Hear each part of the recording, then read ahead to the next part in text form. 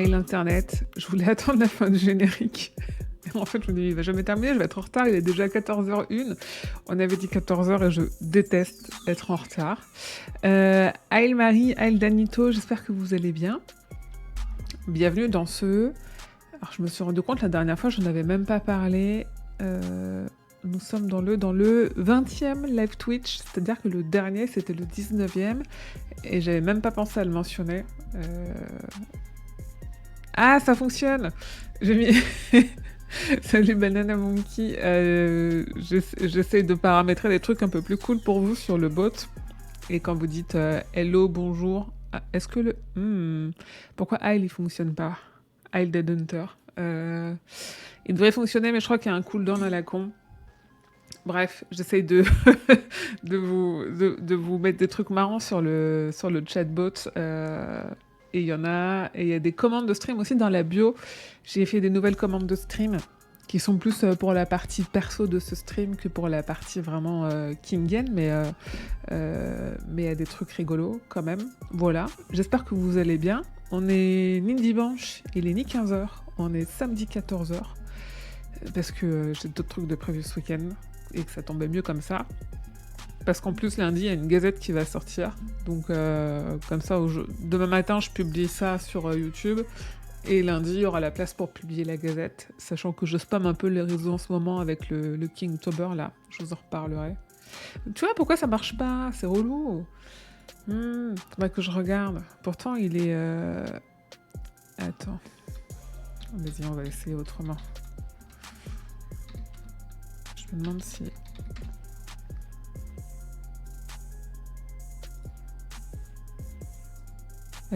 Non, ça marche pas. Il a marché la première fois, il a marché pour le Hello de Banana. Et voilà. Bah ouais, il y a quand même quelques personnes pour un samedi après-midi. Je sais jamais trop quel est le meilleur timing pour streamer l'actu de King. Donc je le fais un peu en fonction de mes dispos à moi. Sachant que le 15h, en fait, il m'emmerde. À chaque fois, c'est trop tard. Moi, je pense qu'il faut les... Alors, attends. Je mets ça...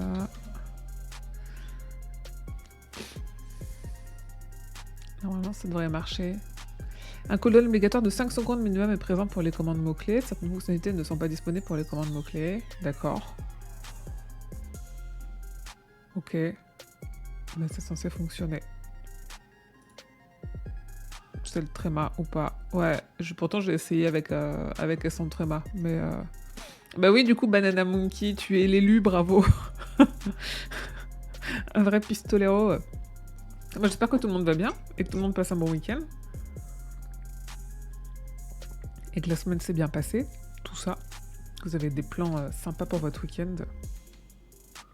Moi, j'ai un week-end chargé en perspective, mais c'est pas plus mal. Alors, je vais sortir mon conducteur. Attendez.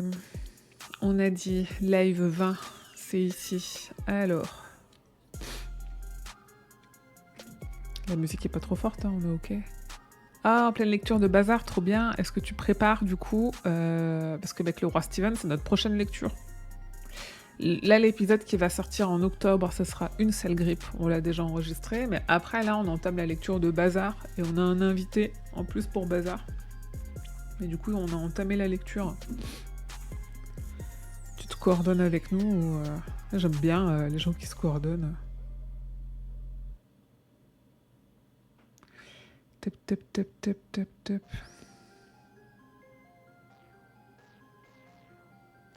J'arrive, je vérifie. Hop, hop. Bah oui, mais du coup, c'est complètement du hasard. Très bien. Alors, côté actualité de King, on attaque, hein, on n'a pas de temps à perdre. Est-ce que vous voyez bien mon écran? Oui, c'est bon. Oui, on a pas mal d'annonces de parutions pour 2025 qui sont souvent des parutions en anglais, donc qui sont et intéressantes et pas intéressantes, mais qui parfois peuvent un peu définir ce qui va sortir après en français. Typiquement, quelque chose que beaucoup de monde attend, ce serait une jolie anthologie, ou enfin que ce soit un coffret. Alors un coffret, ce serait 3 livres séparés. Une anthologie, c'est les 3 histoires réunies en une. Et puis il y aurait une anthologie plus plus où ce serait un peu réécrit pour faire d'un seul livre, c'est genre 3 chapitres d'un même livre. Ce qu'on appelle la trilogie Gwendy. Donc Gwendy et la boîte à boutons de King et Kizmar, la plume magique de Gwendy de Kizmar tout seul, et les dernières missions de Gwendy de King et Kizmar. On sait que Cemetery Dance, avec un autre éditeur, j'ai plus le nom, attendez, si. Gallery Books. Gallery Books d'abord et après Cemetery Dance vont publier une anthologie de la trilogie Gwendy avec une introduction inédite de Kizmar et King intitulée Butches and Sundance, que j'ai été bien incapable de traduire. J'ai aucune idée de ce qu'ils mettent comme notion derrière ça. Donc avec un peu de chance, le livre de poche, soit Albin Michel récupère les droits, pour l'instant vu que c'est des petits bouquins, c'est toujours sorti au livre de poche. Avec un peu de chance, ils le récupèrent et un jour on a une anthologie. Je leur ai posé des questions, suite au dernier live, je leur avais posé des questions et toutes les questions que j'ai posées, ils m'ont dit on sait pas. Bon, ok, merci, super, voilà. Donc toutes les questions qui étaient en suspens, que ce soit chez Albin Michel côté trad ou chez le livre de poche côté sorti en petit format, c'était on sait pas. Ah, Butch Cassidy et Sundance Kid, tu penses? Et quel serait le rapport avec... Ah, mais ça peut être intéressant, où eux, c'est un peu... Je sais même pas à quoi on fait référence quand on parle de Butch Cassidy, j'ai pas cette ref là, je pense. Criminel américain, d'accord. Et est-ce que c'est un criminel américain aussi? Ah, ok, j'avais pas du tout la ref. La Wild Bunch, ok, d'accord, une bande de criminels, très bien. Bon, bah ça va être intéressant comme intro pour la trilogie Gwendy, ce titre avec une bande de criminels. Ouais, de pistolero, alors oui, ça dépend ce que tu entends par pistolero, mais c'est vrai que bon, Roland, quand on écoute la 19e Pala, bon, on connaît mon amour de Roland et de ses grands principes édictés par lui-même et tout ça, mais voilà. Paul Newman et Robert Redford, ok. On a aussi en anglais, alors Daphné du Maurier, c'est une grande autrice de fantastique qui est décédée il y a un moment déjà. Hey, coucou grand poil. Bienvenue, merci d'interrompre tes lecteurs de la Tour Sombre pour venir ici. Il y a un nouveau recueil de nouvelles de Daphné du Maurier qui sort, qui s'appelle After Midnight et qui va être introduit par King. Ça fait longtemps qu'il n'y a pas eu un recueil de ces histoires. A priori, elles sont pas toutes inédites. Il y a quand même une des histoires qui est celle qui a inspiré Les Oiseaux à Hitchcock. Donc on est sur ce type d'autrice-là, qui sortira en octobre 2025 en anglais. Avec un peu de chance, ça sera traduit en français, mais une fois de plus, c'est pas garanti. C'est jamais garanti, malheureusement. Grand poil, quand je te disais de venir tester les nouvelles commandes, c'est... genre si tu fais... Il y a des commandes raccourcies pour déclencher ça, mais normalement, ça marche. Jamais je le prévention, rappelle à Émilie de ne pas utiliser ce téléphone avant de se coucher. Je me suis amusée. Je pense qu'il y a que moi que ça fait rire. On s'en fiche. Tac. On a aussi... Alors ça va pas sortir. Ça va pas sortir pour le grand public. Mais les collectionneurs de type Dead Hunter présents dans le chat, peut-être vont-ils guetter sur eBay incessamment sous peu pour les prochaines années. Cet ouvrage, réalisé main, à seulement 30 exemplaires, qui est une édition limitée collector magnifique, tout ce que vous voulez, de La vie de Chuck, que Mike Flanagan a fait faire sur demande pour une partie de l'équipe du tournage du film La vie de Chuck, et c'est signé par Stephen King, auteur, Mike Flanagan, réalisateur, Tom Hiddleston, Karen Gillan, Wishfeld Geofford, Mark Hamill et Gregory Manches, acteurs et actrices, du coup. Voilà. Donc c'est quand même très très beau. Là, c'est 2 fois la même photo, c'est intéressant. Moi, j'aurais très très envie de l'avoir, mais en fait, déjà, vu qu'il y a que 30 personnes qui l'ont, avant qu'il sorte sur eBay, il va falloir attendre, il va falloir guetter, et surtout, il va sortir archi cher. Faire une gâterie à terminer ça, et putain, je veux pas... Ouais, bah ouais. Et encore, hein, je pense même pas que la gâterie à Tom, elle suffise. Et enfin, on a un recueil d'essais, une anthologie, avec, en hommage à Carrie, qui va être écrite par une vingtaine de noms, c'est ça, qui sont plus ou moins proches de King ou plus ou moins proches du travail de King. Moi, ce que j'ai noté surtout, c'est bon, Richard Kismar, Mick Garris et tout, c'est un peu les classicos de ce type de bouquin. Mais il y a Robin Furst aussi, qui écrit un essai sur son rapport à Carrie, son amour pour Carrie, ou peut-être son désamour de Carrie, on ne sait pas. Robin Furst étant la personne qui l'a accompagné sur toute l'écriture des 3 derniers tomes de La Tour Sombre, et donc la personne qui a écrit Concordance, les 2 guides de lecture de La Tour Sombre, les 2 guides officiels, qu'on aime d'amour, hein, parce que c'est une maxi nerd comme nous, et le travail qu'elle a fait est colossal. Et en plus, ses initiales, c'est RF. Ouais, moi aussi, je pense que je le prendrais. Tu dis $150. Ça fait mal. Mais oui, il fait envie. Il fait envie. Et du coup, on précommande le 10. C'est ça, dans 5 jours. Ça, je me dis, est-ce que c'est encore un truc où je vais filer mes thunes et où 3 ans après, ça sera toujours pas publié? Parce que c'est Metairie Dance. En plus, je le trouve même pas beau. C'est juste les textes qui m'intéressent. Donc je sais pas, et c'est édité par Freeman et Kismar. Mais du coup ça pue un peu parce que dès que c'est Kismar qui édite, les trucs ils mettent 1000 ans à sortir quoi. Prévu pour le printemps 2025. Ouais. Dans le reste de son actualité, la grosse actu quand même de cette fin d'année côté Amérique-États-Unis, c'est l'élection du nouveau président américain. La campagne débute au mois de novembre. Et donc on sait... Et coucou Julie Nona. Et donc on sait... J'adore cette emote. Pop Nemo. Ah, c'est une emote globale. J'avais même pas capté qu'on avait ça en emote globale, mais j'ai trop d'émotes à chaque fois que j'essaye d'en mettre. Parce que sinon, on a ce beau...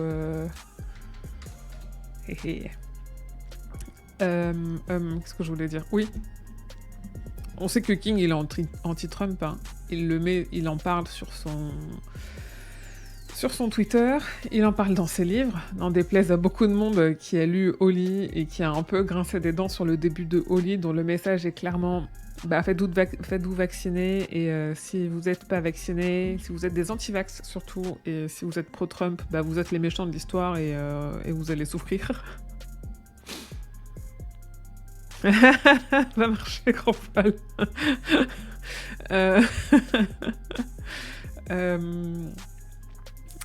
Du coup, il est ouvertement pro-Kamala Harris.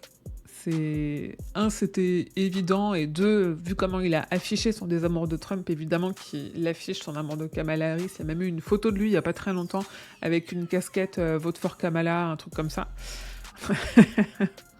Va marcher à la fin, après, non, ou laisse ouvert l'onglet pour que ça me laisse des viewers. Et donc, il participe, je crois que c'est sur la chaîne YouTube directement de Kamala Harris. Ah non, il y a une chaîne YouTube dédiée à Scare Up the Vote, à un événement en ligne qui s'appelle Scare Up the Vote, qui a 2 buts. Inciter les gens et les fans de toutes les personnes qui sont présentes là, dont King, Joe Hill, son fils, Mike Flanagan. On connaît quand même Paul Tremblay, Tanada Drew et tout. Il y a quand même des noms qu'on connaît, des personnes de l'horreur. L'idée, c'est de dire, de se servir de la puissance d'influence de ces personnes pour qu'elles poussent un peu les votes. Comme quand on sait très bien que Taylor Swift, quand elle dit « votez pas Trump », on sait très bien que du coup, il y a toute une partie de la population, de son public, des jeunes, qui va aller voter Kamala Harris et qui va suivre ce qu'elle va dire. L'idée, c'est de profiter un petit peu de ça. Et l'idée, c'est aussi de récolter des fonds pour donner de l'argent pour la campagne de Kamala Harris et Tim Walz. Voilà. Et donc, c'est un événement, je pense une prise de parole peut-être, des débats autour de la politique, tout ça, qui se passe en ligne sur YouTube. J'ai mis le lien de la chaîne ici. Alors ils annoncent le 15 octobre, mais chez nous, en France, ça sera à 2h du matin le 16 octobre. Je bois grand poil.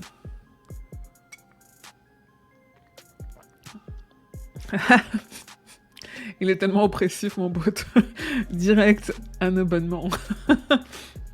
Mais j'ai plus de points d'abonnés aussi, il a compris. Il sait, il est malin. Donc voilà, je pense en vrai la vidéo peut être intéressante à suivre. Je pense qu'il faut comprendre l'anglais et ça peut être intéressant. Je me demande à quel point ça va parler d'eux ou ça va parler de politique ou ça va. Je sais pas trop. Et je sais pas, est-ce qu'il y aura Kamala Harris et Tim Walz ou pas? Est-ce que pourquoi faire un événement que avec des personnalités de l'horreur? C'est assez étonnant. C'est assez inédit et en même temps pourquoi pas parce que toutes les voix sont bonnes à prendre. Hein. L'idée c'est aussi ça, c'est de se servir des personnalités avec de l'influence pour dire bah il faut voter et en général c'est plutôt il faut voter pour ce que je vous dis de voter. C'est comme ça, c'est la démocratie. Trump le fait aussi, alors pourquoi pas. Côté adaptation, alors qui ici a vu Salem qui est sorti sur Max? Alors attendez, du coup je vais vous mettre la bande-annonce en attendant. Qui est sorti sur Max jeudi là. I've always written stories about things that are so terrible. You'll run away so your brain won't remember. So why did you come back? I'm here for research. What exactly, though, are you researching? Ça fait réagir. J'arrive, on regarde la bande-annonce ensemble et on en parle.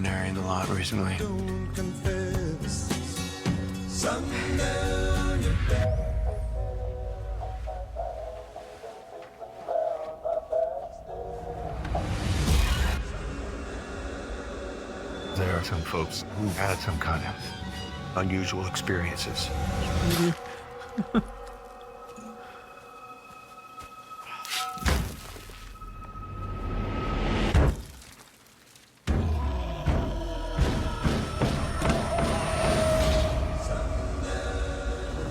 They used to tell us stories about this place.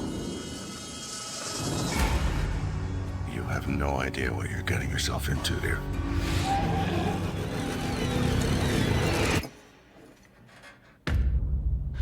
Danny, where are you? Answer me. Ça marche. Les voix comme ça, j'aime bien. Ça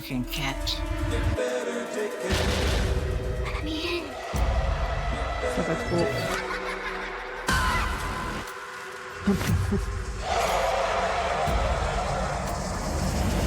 If we don't fight back, they'll come for us eventually.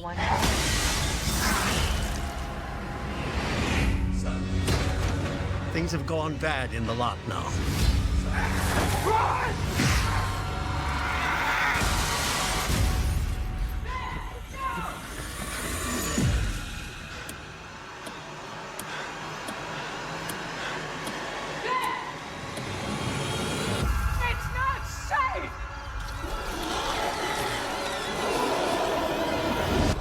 Genre ils sortent du sol de la haute quoi.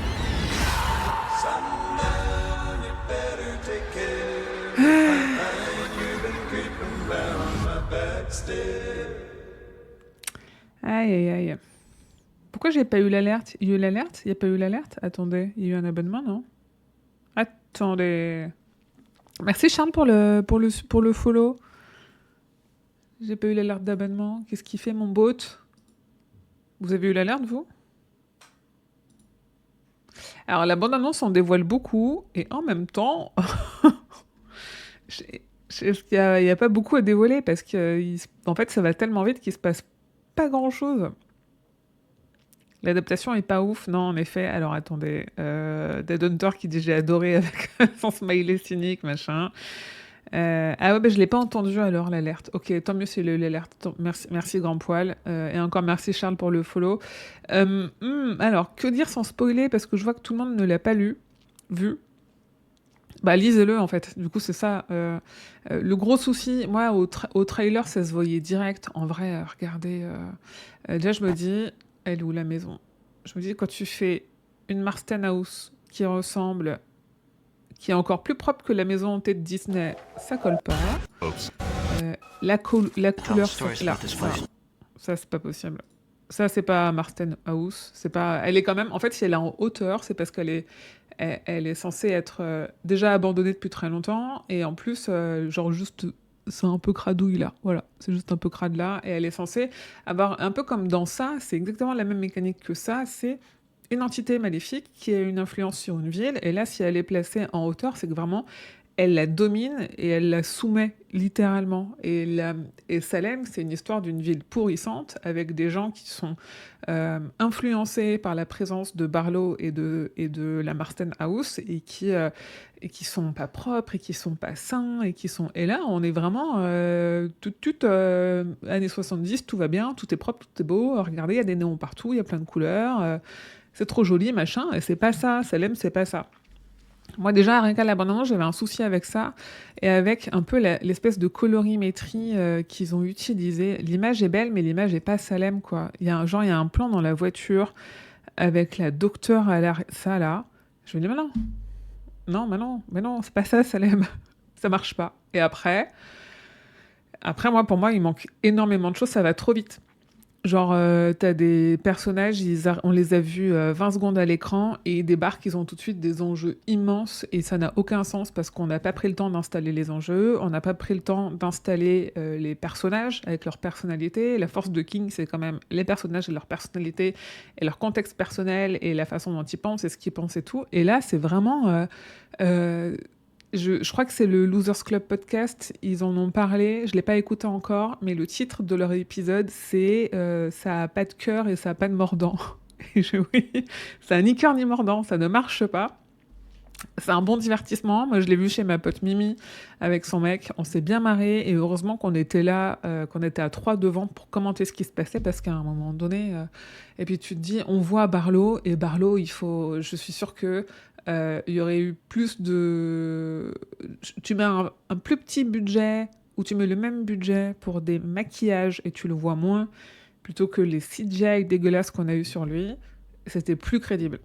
Parce que un bon Barlow, c'est ça, quoi. C'est ce truc-là, effrayant, à l'ancienne, crade, machin. Il est où ? C'est lui, Barlow.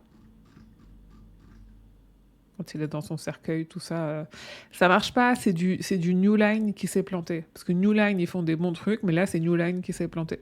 Et rappelons quand même que Salem, ça fait 2 ans qu'il est prêt. Ça fait 2 ans qu'il doit sortir et qu'il sort pas, donc c'est forcément mauvais signe, quoi. Pas avoir besoin d'heures pour le film beaucoup.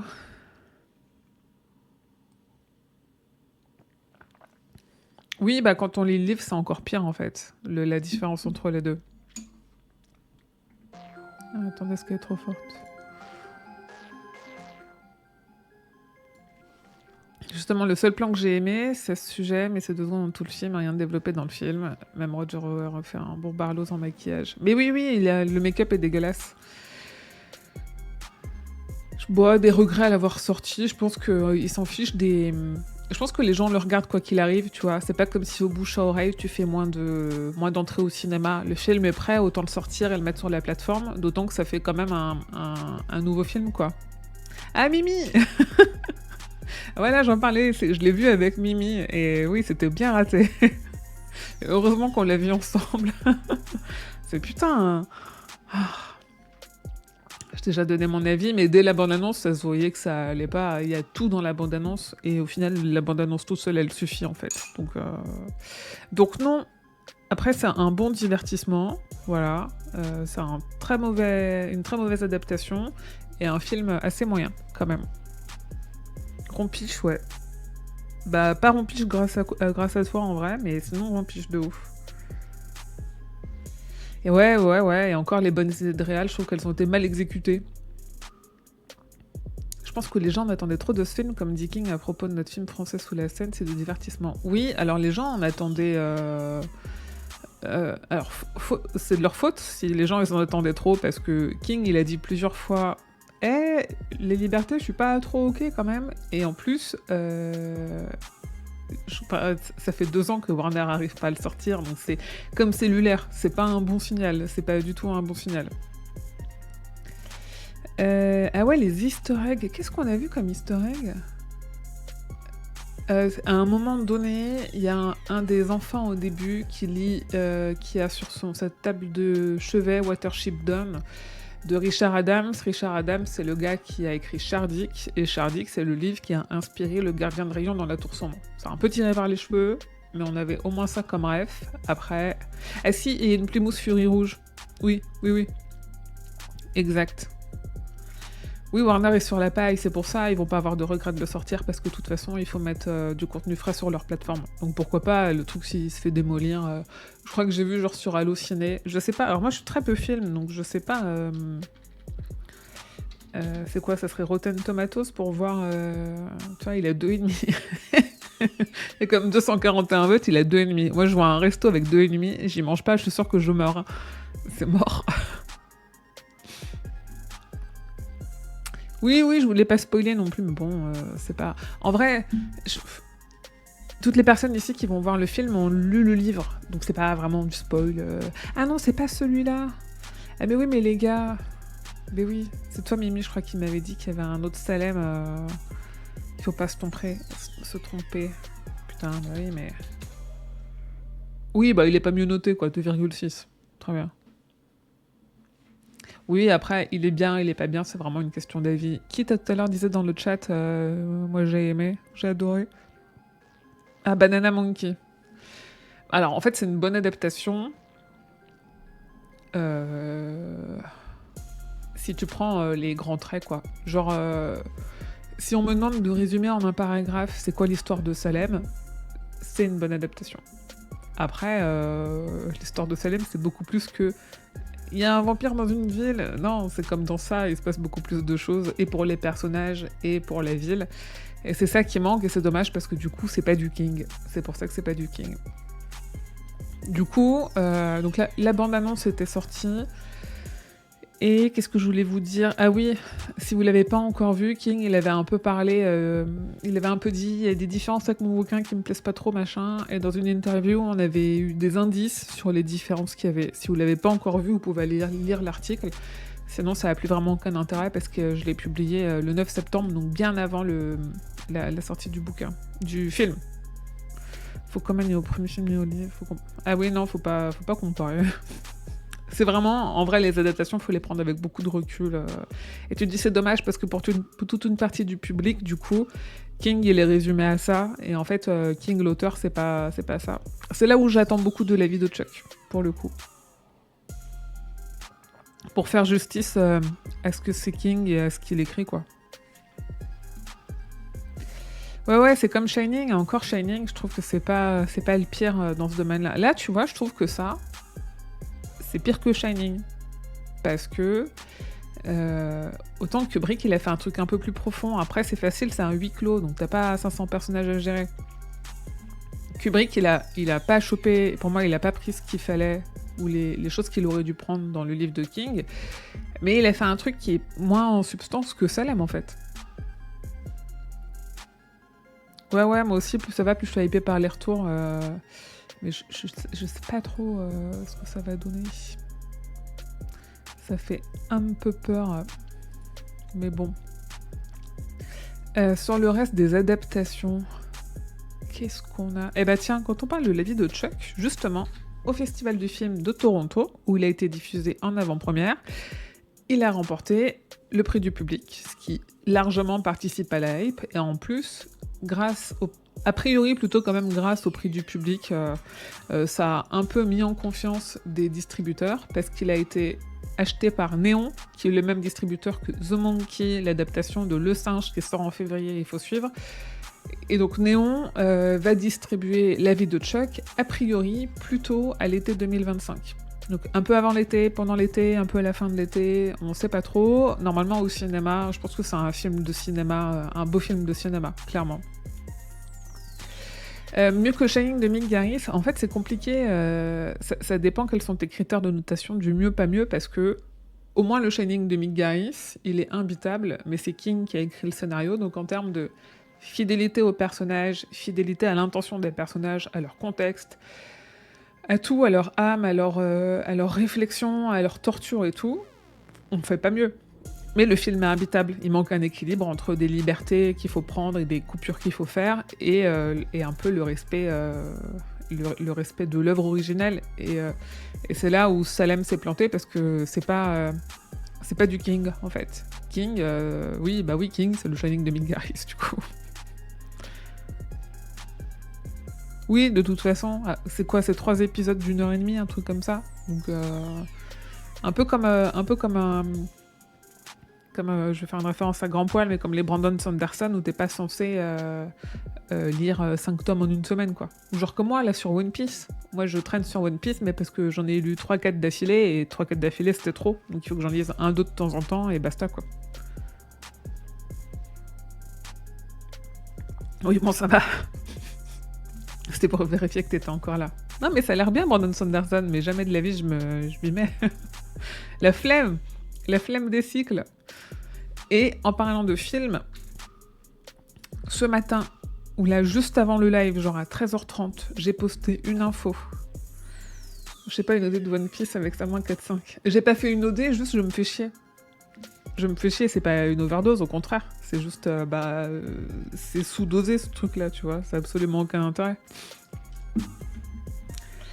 Salem aurait mérité une série. Oui, en vrai, Salem, ça aurait mérité la même série que Chapelwaite, là.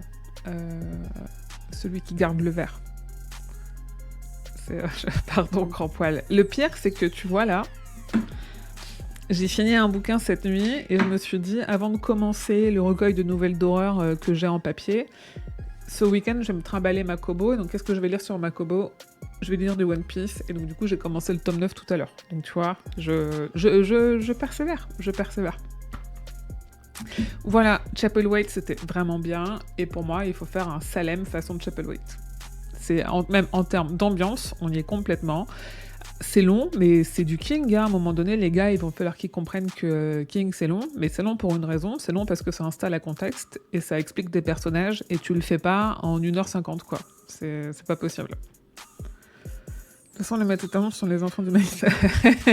Non, le maître étalon, c'est Carrie. J'aimerais bien savoir, Julien, sur l'échelle des adaptations de Carrie, à combien il place Salem. Sur ce vérité, je m'en vais. Merci, Grand Poil, d'être passé. Bon courage pour la suite de l'après-midi.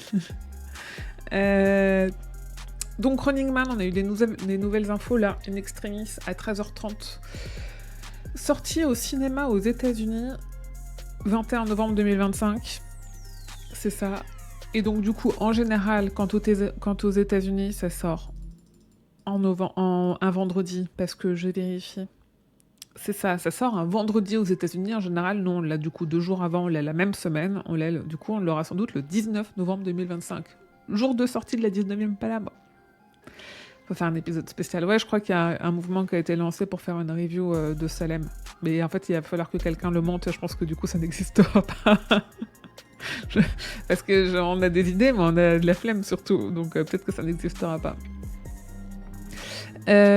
Donc voilà, Running Man arrive en novembre 2025, on a un peu de temps parce que de toute façon le tournage ne commence que le mois prochain. Je pense qu'il y a une grosse phase de post-prod sur s'ils veulent le faire bien dystopie, bien comme King l'a pensé.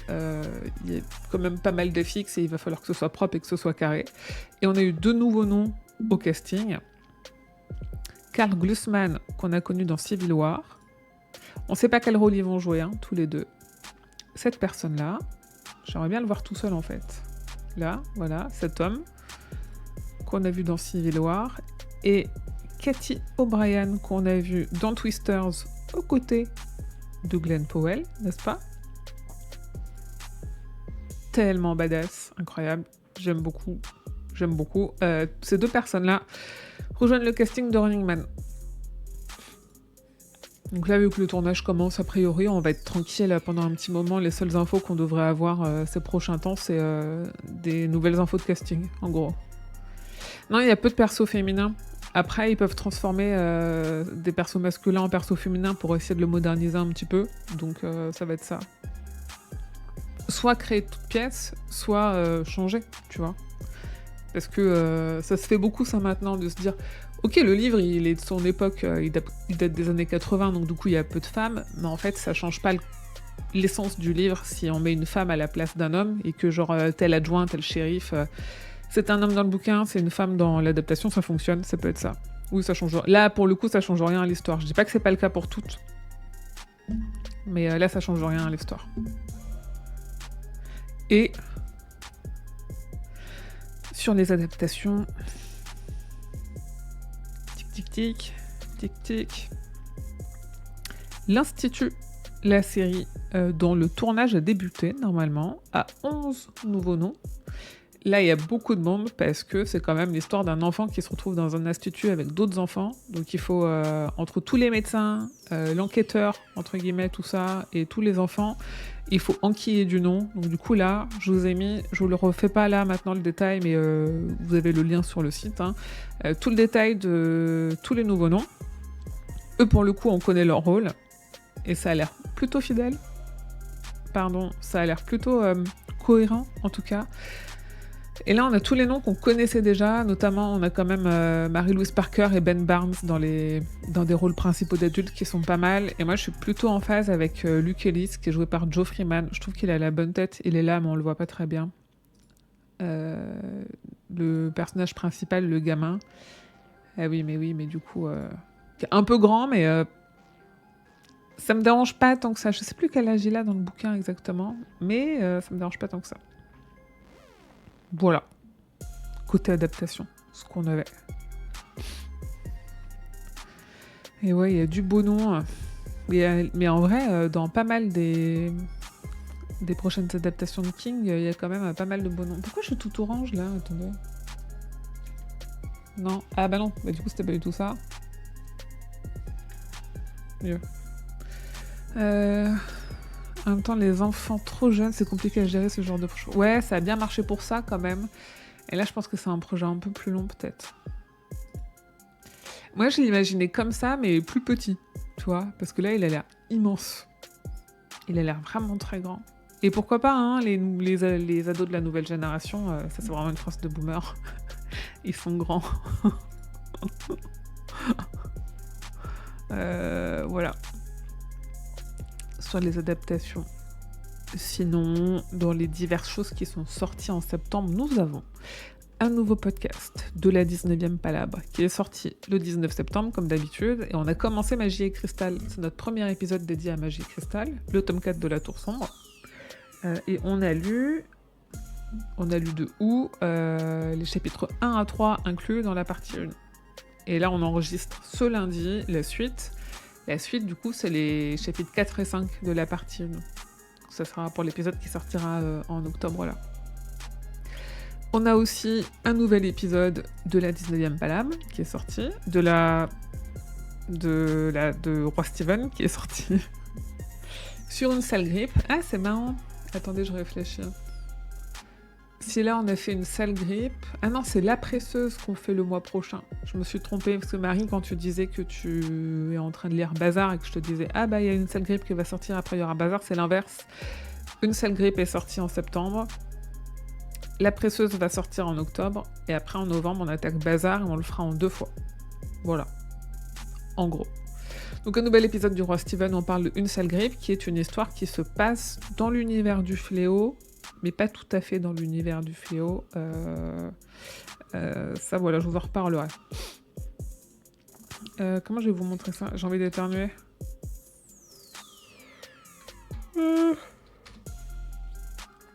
Il y a eu Lilja, enfin Hans-Erik Lilja, qui est un peu le... Alors je dirais bien le Stephen King France suédois, mais en fait il a juste un site, voilà, il a un site d'actu sur King, qui est un des sites d'actu de référence. Mais c'est vraiment des actus, il n'y a pas trop de dossiers, il n'y a pas comme moi de Twitch, de podcast, de vidéos, machin. Ça reste une référence, il a beaucoup de sources, il est reconnu et tout, tout ça. Il a déjà écrit plusieurs essais sur King, et donc là je vous en avais parlé aux éditions Actu SF, il y a son essai sur le fait que King, c'est pas juste un auteur d'horreur qui est sorti. Il était en dédicace à Paris, pas le week-end dernier, mais le week-end d'avant. Alors attendez, parce que du coup... Je l'ai rencontré, il est hyper cool. Très, très discret, très gentil, vraiment très... regardez-moi ça. très petit. Après, je suis très grande, mais... je l'ai rencontré, c'est cool. Quand je l'ai rencontré, il m'a dédicacé un livre pour moi. Et il a dédicacé un livre que j'ai fait gagner dans un concours qui s'est terminé lundi. L'essai, il est toujours disponible aux éditions ActuSF. Je l'ai lu, j'y ai pas trouvé un intérêt de dingo, mais une fois de plus, c'est comme un peu quand on parlait du podcast là qui est sorti sur, de l'émission de France Inter qui a été diffusée hier matin, c'est je suis pas le public pour ça parce que tout ce qu'il dit, je le sais déjà. Là, c'était intéressant de l'angle qu'il a pris pour parler un peu de King, de sa vie, de son œuvre. Pour moi, il manquait des choses, il manquait des aspects. Et en plus, il y a 2 interviews à la fin qui, à mon avis, sont plus là pour gonfler le nombre de pages qu'autre chose. C'est des interviews qui sont là, hein, qu'il a faites en 2007 et 2008 de King, et où en fait King, il parle surtout de son actualité. Et genre en 2007, il est en train de dire « Ah, je suis en train d'écrire un scénario pour une adaptation de l'histoire de Lisée, c'est mon histoire préférée et tout. » Ouais, en fait, ça fait longtemps que le truc est sorti, donc c'est plus d'actualité. Et ça apporte pas grand-chose. C'est un peu dommage, mais c'est intéressant de l'avoir, je pense, quand on est fan de King. ActuSF avait annoncé que si on précommandait le livre chez eux, il serait signé, et pas du tout. Ah si, pourtant, parce que les précommandes, il les a signés devant moi, l'Elja. Donc, contacte ActuSF sur leur Insta et dis-leur que t'as précommandé et que ce que t'as reçu n'est pas signé, parce que normalement, ça aurait dû l'être. Je viens de le finir, comme ça j'ai pas appris grand chose que j'aimais sur les interviews. Ouais, moi les interviews, je les ai trouvées un peu inintéressantes parce qu'elles étaient vraiment très datées. J'ai feuilleté Pop Icons, les illustrations sont belles, mais le livre a pas l'air ouf. À Pop Icons, les illustrations, c'est de l'IA déjà. Et ils ont pas été hyper réglo là-dessus parce qu'ils ont ils ont pas été très clairs sur le fait que c'était de l'IA et normalement t'es censé le mentionner. Ouais, je trouve que la DA de Pop Icon, c'est un peu chelou. Je crois que je l'ai juste feuilleté aussi parce qu'en plus, ça parle beaucoup adaptation. Et les livres sur les adaptations de King, j'en ai une tonne. Et c'est pas un truc que je vais lire, c'est un truc que je vais aller feuilleter quand je vais aller chercher une info sur une adaptation, tu vois. Je l'ai, mais je l'ai pas... On peut le re-regarder ensemble si vous voulez. Je l'ai parce que c'est un bel objet. Mais ouais. Est-ce qu'on peut le feuilleter ? Je crois pas. Ah là, il y a des pages. Ah si, je l'ai lu celui-là. Si, oui, c'est une genre de bio illustré. Pardon, j'ai complètement confondu. Je sais plus avec qui. Ouais, je l'ai trouvé assez compliqué à la lecture, mais plutôt pas mal pour le coup. C'est un bel objet. Mais une fois de plus, tu te dis, j'apprends rien. Et moi, en plus, quand je le lis, j'ai toujours envie de me dire, ah ouais, mais là, ça aurait été bien de préciser que ça et tout. Enfin, typiquement, dans ActuSF, dans le Stephen King Not Just Horror de ActuSF, de l'Ailja chez ActuSF, à un moment donné, il parle de la nouvelle... Il parle de la nouvelle ou il parle du poème ?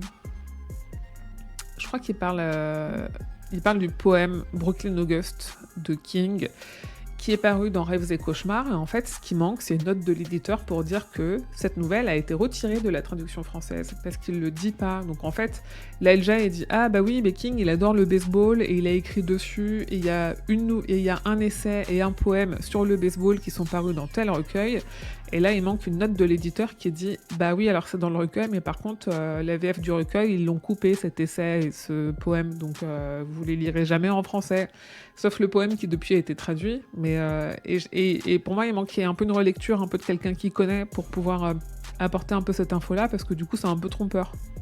Et surtout, du coup, il n'y a pas le contexte, ça sort en français, mais il n'y a pas le contexte de son édition en France. Ah, tu les as contactés, mais pas de réponse. Si tu veux, j'essaierai, parce que moi j'avais fait une interview vidéo de l'Ailja avec l'enregistreur sonore du directeur des éditions ActuSF. En fait, il a perdu mon MP3, donc il n'y aura pas d'interview vidéo de Hans l'Ailja parce que le son n'est pas exploitable, parce que je faisais juste l'image en fait, et j'ai pas le son du micro. J'aime bien Pop Icon, je l'ai au fur et à mesure de mon avancée dans ma lecture de Talking, les illustrations sont folles. Ouais, les illustrations sont belles, elles sont belles. Ça, pour le coup, c'est clair. C'est pas à lui que je pensais, c'était un autre. Genre ça, c'est trop beau. Ça, c'est vraiment trop beau.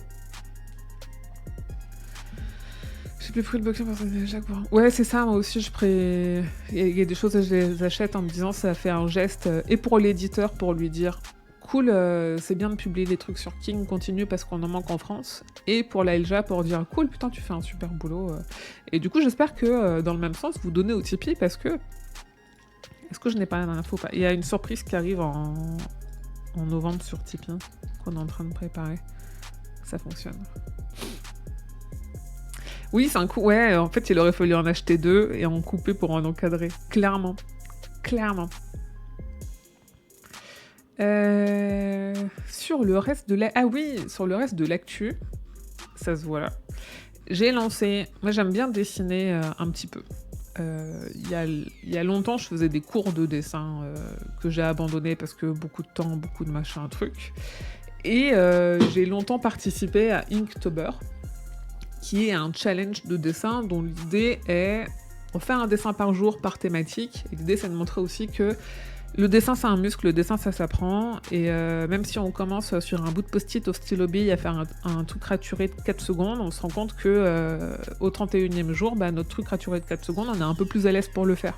Et l'idée, c'est pas de faire des œuvres de dingo, de faire mieux que les autres, de faire plus joli que les autres, plus abouti, plus précis, plus juste en termes de règles de perspective et tout. L'idée, c'est de s'amuser en dessinant, peu importe l'ambition qu'on met dedans et le temps qu'on met dedans, avec un dessin par jour. Moi, j'adore ce principe-là. J'ai jamais réussi à terminer aucun des Inktober que je fais depuis 10 ans. Mais du coup, je me suis dit... J'y ai pensé l'an dernier. L'an dernier, genre, je pense à peu près à cette date-là, le 5 octobre, je me dis... Ah, mais en fait, il faudrait faire un Inktober, mais dans l'univers de King. Et c'est ce que j'ai fait. Je vous ai fait une liste. Octobre, 31 jours, 31 thématiques. Donc une liste de 31 thématiques sur... de dessins sur King. Et s'il y a des thématiques, ça vous dit rien, venez m'en parler. Genre, je pense que les personnes qui n'ont pas lu La Tour Sombre, Shardik, ça leur parle pas du tout. La 31, elle est marrante parce que c'est Church. Church, pour moi, c'est le chat dans le cimetière, mais church, ça veut aussi dire église en anglais, donc vous pouvez faire un peu ce que vous voulez. Genre là, il y a eu baseball, et j'ai vu des gens qui ont fait des trucs inspirés de la petite fille qui aimait Tom Gordon, des gens qui ont fait des trucs très Boston Red Sox, ou des trucs beaucoup plus de premier degré et tout. Le but, c'est de s'amuser. Tout ce que je veux, c'est qu'on s'amuse. Et moi, je les poste. Les miens, je les poste un peu sur tous les réseaux. Le plus simple, c'est quand même sur Instagram.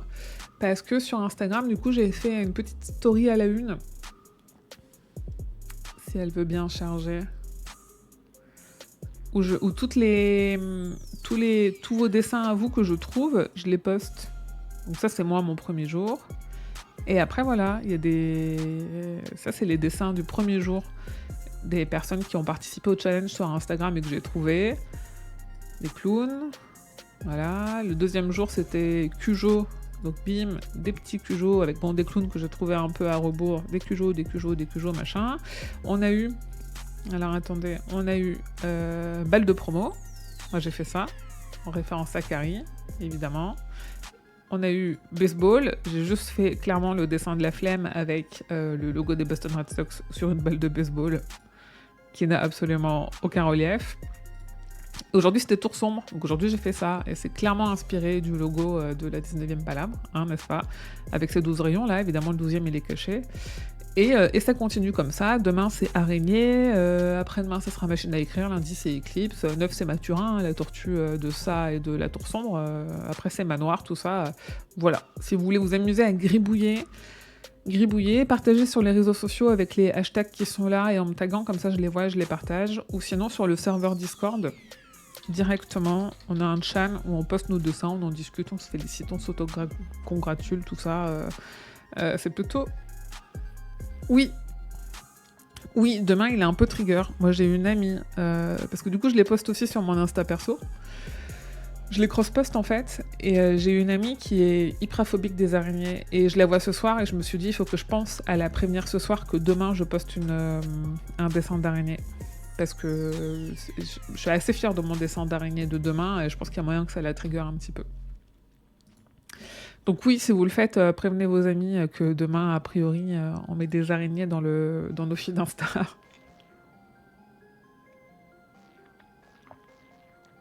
Alors, on parlait de livres tout au début, tout à l'heure, mais il y a d'autres livres qui sortent encore, qui eux sont un peu plus éloignés de King, mais qui sont vraiment un un peu, enfin, les études qui sont faites par des universitaires que personne n'ira jamais acheter.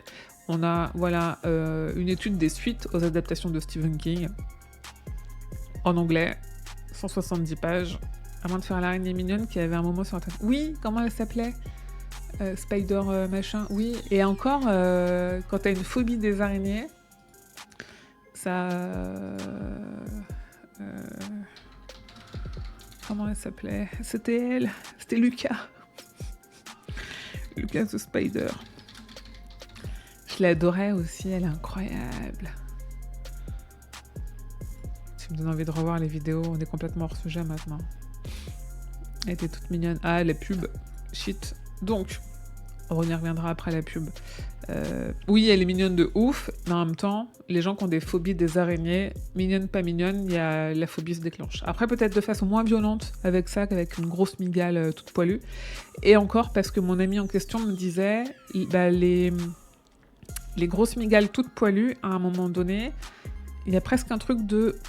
Tiens, c'est une peluche, tu vois. Je pense que c'est autre chose. Je vais voir des araignées, mais j'avoue que Lucas est chaud. Ouais, Lucas est chaud. Lucas est hyper chaud. Elle est ouf. Ah, putain, je l'avais pas vu que s'était fait des amis. Ouais, Lucas est chou, ça reste une araignée avec des poils, quoi. Donc il y a ça qui sort en anglais sur les suites des adaptations de King. Donc autant vous dire que déjà les adaptations ça m'intéresse assez peu. Alors un livre sur les suites, genre si c'est pour parler des enfants de Salem, espèce de truc genre inspiration libre du truc de King, non, j'irai pas lire ça, j'irai pas acheter ça. La famille des araignées, celle-là ça va. Mignonne comme les araignées de The Mist, oui, tout à fait. On est tout à fait dans le même type d'araignée. Ou les araignées dans la maison de Nable Street dans ça. C'est ça le Cobaye 2 ou les enfants du Maïs 42, clairement. Non, j'ai pas envie. Si tu l'achètes et que tu le lis, vraiment, fais-nous un live report de ta lecture parce que ça va être gold. Ça va vraiment être gold. American Scary, ça c'est une nouvelle étude. Un truc de 484 pages sur l'évolution de l'horreur aux États-Unis, et notamment dans la culture américaine, notamment dans la culture, dans la littérature et au cinéma. Un livre qui va parler de Stephen King, à coup sûr, parce que de toute façon, il est noté là. Donc, après, le Salem, c'est pas le Salem de King, c'est le Salem des sorcières, qui a beaucoup impacté la culture américaine en termes d'horreur. King aussi, et encore plein d'autres trucs. Ça, pour le coup, ça peut être intéressant. Moi, tout ce qui est histoire de l'horreur, impact de l'horreur sur la culture, c'est intéressant. Après, vu que c'est uniquement le spectre américain, à voir ce que ça peut donner. Sachant que c'est 484 pages, on est sur un coup de... Ah, il y a un format Kindle à 14 balles. À tout moment, je le prends en e-book. Ça peut être pas mal. Et tous ces trucs-là, les VF, je pense qu'on peut se les mettre où je pense, hein, dans l'idée.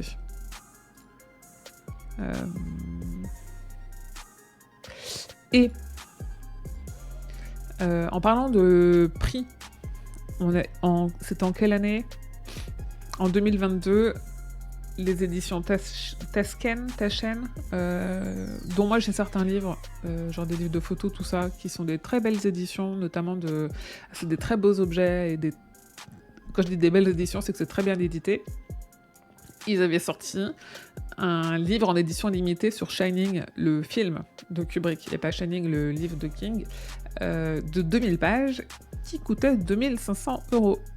Oui, et là, ils ont fait une édition un peu limitée, avec moins de pages et tout, c'est-à-dire il y a 1400 pages contre les 2400 d'origine, et il est moins cher, mais il est toujours à...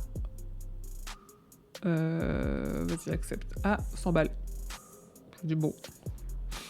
Est-ce que c'est beaucoup moins cher, hein, mais il y a beaucoup moins de choses. Est-ce que quand t'es fan, tu peux, mais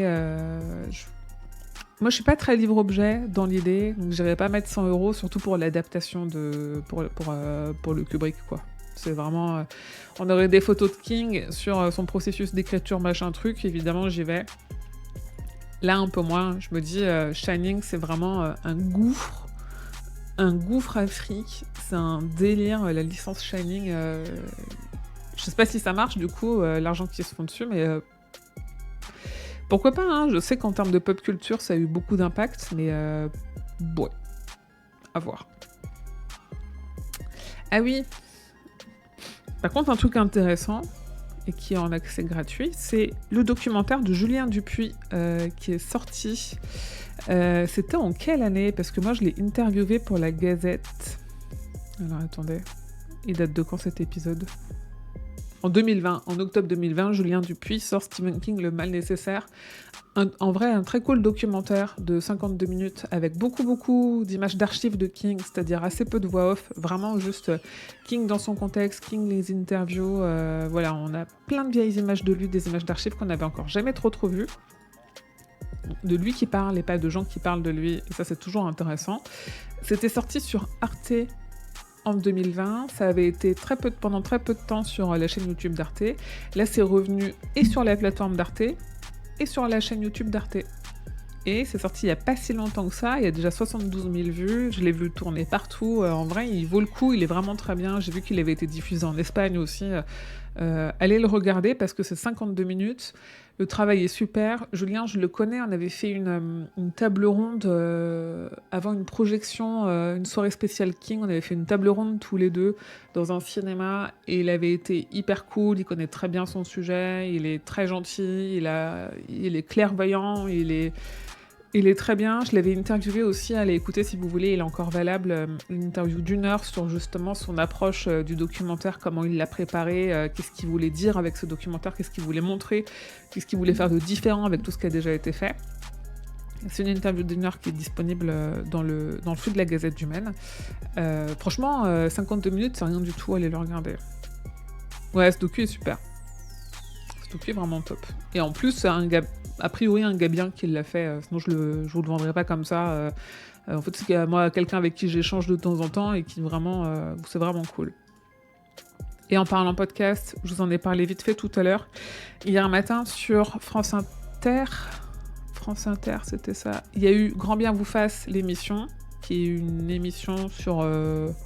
Je suis pas sûre de la ligne éditoriale de cette émission. J'écoute pas la radio, donc je vous avoue que je connaissais pas.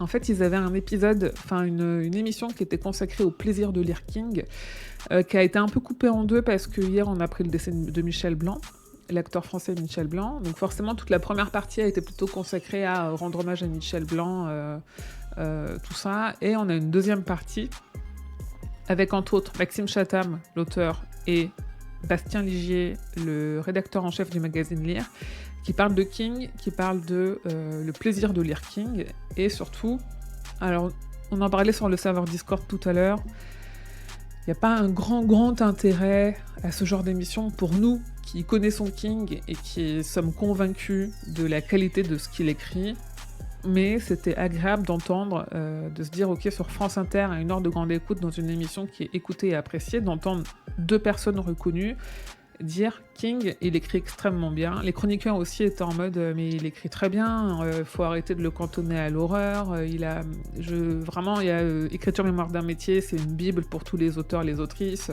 Il a écrit des très bonnes histoires avec des personnages dingos, faut arrêter de le cantonner à l'horreur et tout. Donc c'était cool à entendre.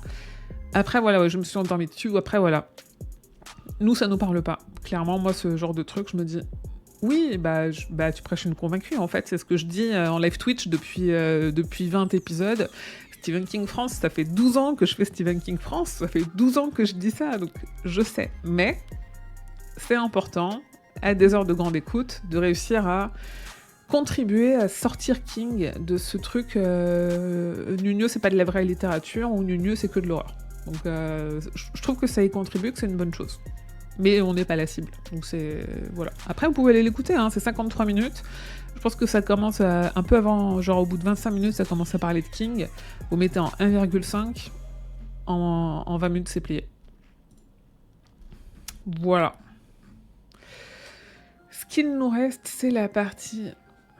Pourquoi j'ai plus à ça ? La partie agenda, messieurs, dames, avant que je fasse une pause, parce que j'ai envie de faire pipi, et qu'on parte sur American Arcadia... qu'est-ce que agenda ? Mon inconscient doit me dire qu'il écrit vachement bien, j'imagine. Comment ça ? Mais sur quoi tu t'es endormi ? Sur le... Ah, sur le documentaire ? Non, tu t'es endormi sur le documentaire ou sur le... sur le podcast, sur l'émission radio. Je suis pas sûre d'avoir compris du coup. Du coup, j'en profite pour regarder mes messages pendant que tu me donnes une réponse qui me satisfera ou pas. Ah oui, non, j'ai un rappel que j'ai dentiste lundi. C'est la retenu ce qui a été dit dans le podcast pendant que je dormais. Ah oui. Ah oui, oui, ton inconscient a sans doute retenu. Oui, mais après, je pense que ton inconscient le savait déjà.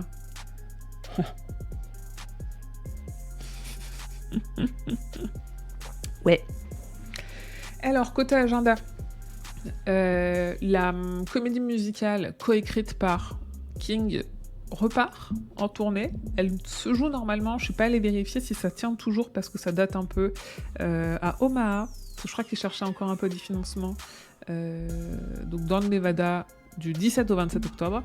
Ça s'appelle Ghostbusters of Darkland County. Lui, il a écrit le scénario et en gros, il est pas très moelleux. Non, il est un peu sec. Il est grand, mais il est un peu sec. Il écrit le scénario et j'ai oublié qui a écrit la musique. Comment il s'appelle le gars? John Mellencamp. John Mellencamp, voilà, la musique. Sachant que c'est sorti en CD déjà, il n'y a pas de Blu-ray DVD, on le voit pas, mais c'est sorti sans un stack d'os. Oh, joli! Bravo Dead Hunter. Bravo, joli. J'ai pas d'alerte de félicitations de clap, mais c'est beau. Voilà. Dracula de Bram Stoker. Ah, c'est bientôt, il faut que je les recontacte pour vous en faire gagner. En fait, King, dans une ancienne édition de Dracula en anglais, il avait fait une préface sur les vampires, tout ça, machin. Et là, il y a Dracula de Bram Stoker qui ressort aux éditions Calidor, illustré par Christian Kennel. Ça ressort le 18 octobre, avec la préface de King, qui est inédite en français, qui a été publiée il y a déjà un moment en anglais, mais qui est inédite en français. Donc ça, c'est hyper intéressant comme sortie. En plus, alors ils m'ont tagué sur des trucs hier sur Instagram, et j'étais en mode, je suis déjà un peu en train de spammer avec Kingtober, donc j'ai peut-être pas... Putain, on va trouver... hop. Donc j'ai peut-être pas... partager maintenant, parce que clairement je spam. On a ici, voilà, une très belle édition de Dracula. J'adore les illustrations, clairement.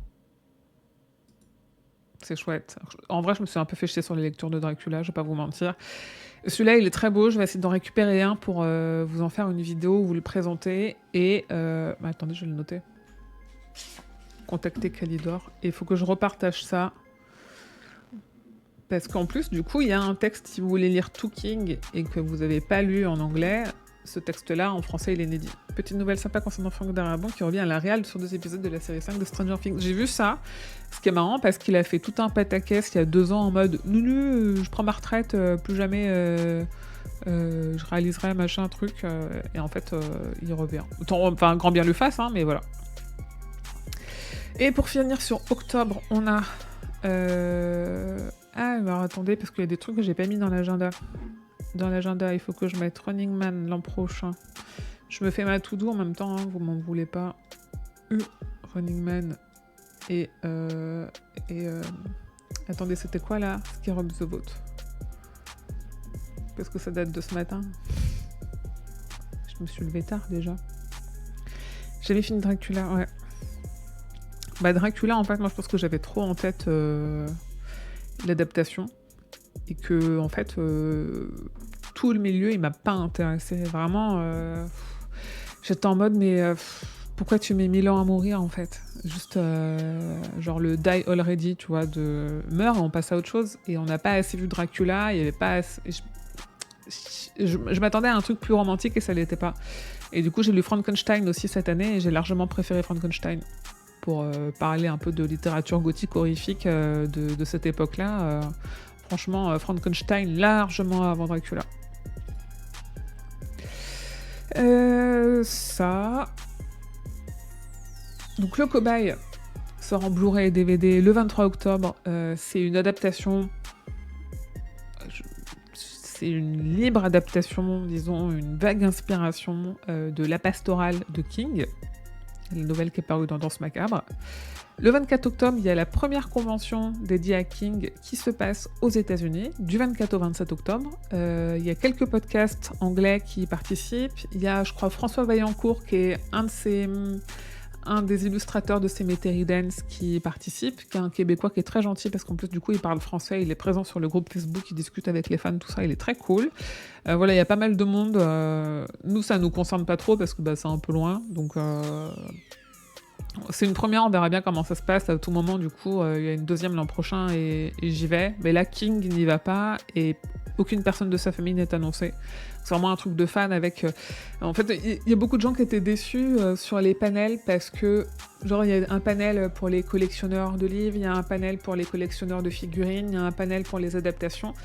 Et on se dit, mais en fait, à quel moment on parle de ce qu'il écrit ? Pourquoi il n'y a pas un panel sur la figure de l'auteur chez King, un panel sur la politique ou l'Amérique dans les littératures de King, un panel sur c'est quoi les États-Unis de King au début de sa carrière et à la fin de sa carrière, quels sont ses sujets, quels sont ses enjeux.